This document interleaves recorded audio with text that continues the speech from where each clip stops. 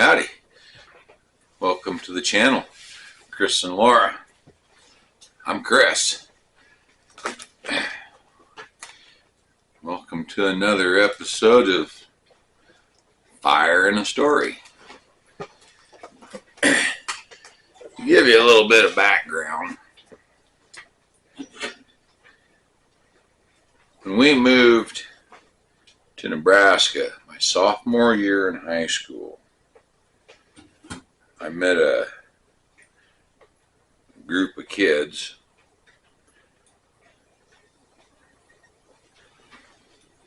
that turned out to be friends for quite a long time. Their father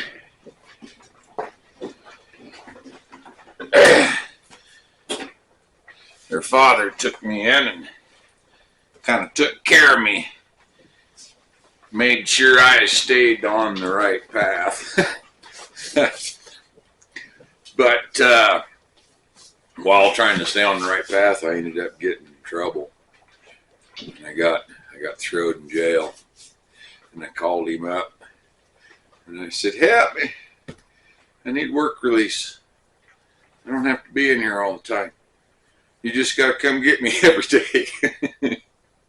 Well, he did. He'd come down and sign for me. And every day he'd come pick me up in the morning and then bring me back in the afternoon. We'd go work, spray thistles, fix fence. Well,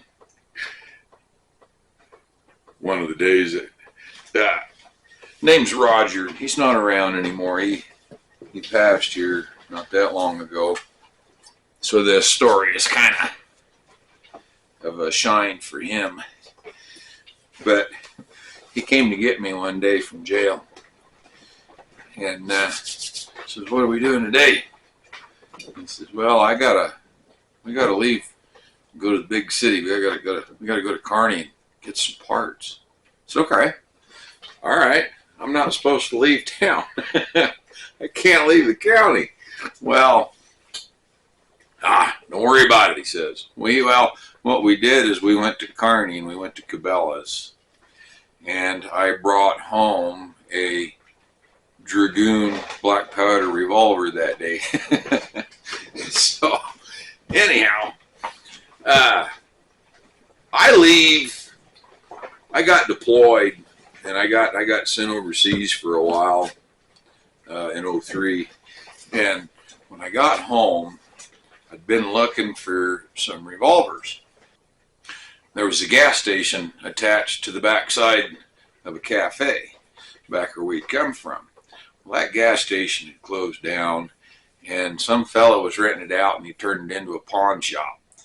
And I went in there one day, and he had two Smith & Wesson 357 Magnum revolvers.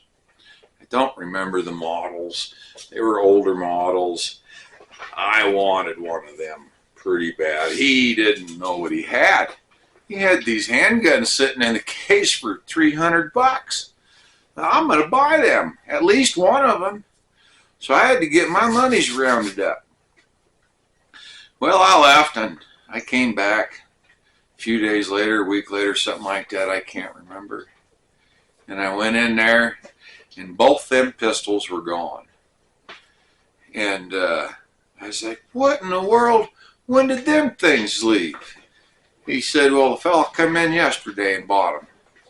And I was pushing hard on them handguns, you know, and I asked him, I said, "Well, who was that fellow that bought them guns?"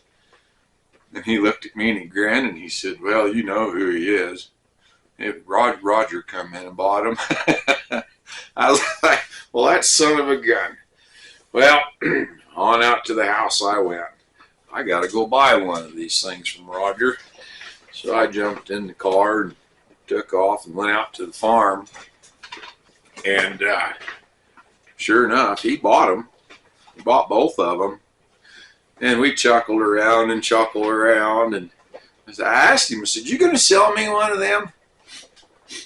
And, "Well, yeah, sure." He said, "I'll sell you one of them." I said, "What do you got to have for it?"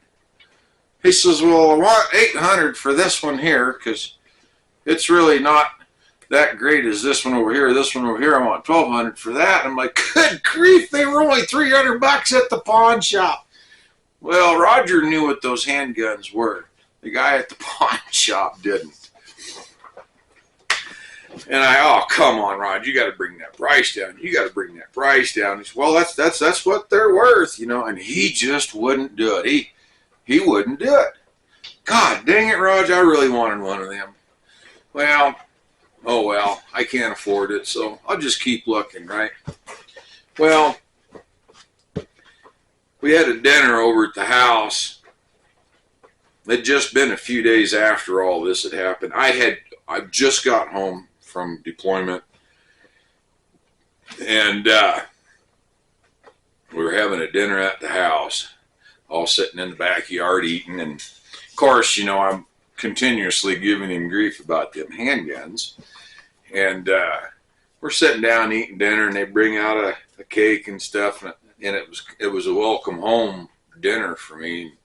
The whole family was there, and Roger goes in the house, and he comes out with this gun cleaning towel, you know, this dingy old gun cleaning towel. And he says, here, welcome home. And I unraveled this towel, and there was a engraved 357 Magnum. So, unbeknownst to me, Roger and my wife, the family together, they went together and they all bought this pistol, and Roger run all over the place trying to get it engraved, and he told me they ended up taking it to a jewelry shop. Took it in there and asked them if they could do it. Yeah, we can do it. Awesome. So they engraved this handgun, and on one side of the barrel it has my name, and then on the other side of the barrel it has my dates of service from my deployment on it. And this was a 357 8-shot Taurus revolver, beautiful handgun. Oh, the waterworks, I couldn't hold them back. I was happy, so happy.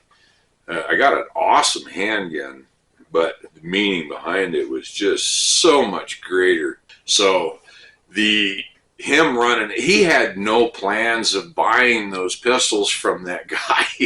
He didn't need them, but he found out that I wanted them, and he wasn't going to let me have them because, well, him and my wife had already got me this other pistol. Beautiful shooting piece. That thing has put a lot of trophies on my shelf at speed shoots. I used to do a lot of speed shoot competitions. That handgun just ran beautiful. Beautiful, beautiful.